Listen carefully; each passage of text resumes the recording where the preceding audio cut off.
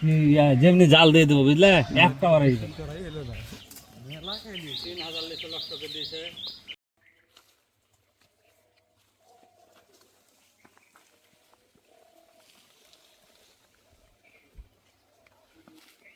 এটা আমাদের লিচু বাগান দেখতে পাচ্ছেন, অলরেডি কিন্তু লিচুতে হালকা কালার চলে এসেছে। এই যে ছোট ছোট লিচু কিন্তু দেখে বোঝা যাচ্ছে না, দূর থেকে দেখলে মনে হবে। দেখেন দেখেন কালার চলে এসেছে। হয়তো বা কিছু লিচু ঈদের আগেই উঠবে।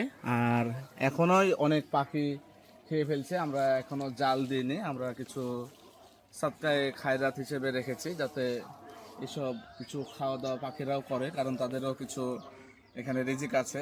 আশা করব সামনে আরও কিছু খাওয়া দাওয়া শেষ হওয়ার পরে আমরা জাল দিব। জাল দিলে অনেক সময় অনেক পাখি ধরা পড়ে এবং মারাও যায়, আমরা সেগুলো সবসময় অ্যাভয়েড করি। তো আমাদের এই যে লিচুর যে টোটাল, এই দিক দিয়ে দেখলেই বুঝতে পারবেন যে টোটাল অনেক গাছ হয়ে আছে। এবং এটা কিন্তু এইবারেই প্রথম আমরা যাত্রা শুরু করেছি লিচু নিয়ে। এর আগে আমরা সাধারণত আম নিয়ে কাজ করেছি। ইন ফিউচারে ইনশাল্লাহ আরও আছে আমাদের যে বাগানগুলো, সেগুলো সবাই ধীরে ধীরে আপনাদেরকে দেখাবো। ওই যে গাছগুলো দেখেন যে সবগুলোতে লিচু আসেনি, তারপরও আর কিছু কিছু দেখানোর চেষ্টা করছে যে আমাদের এখানে প্রায় 30-এর উপরে 35-40টা মতন লিচু গাছ আছে, ছোট বড় সব মিলে।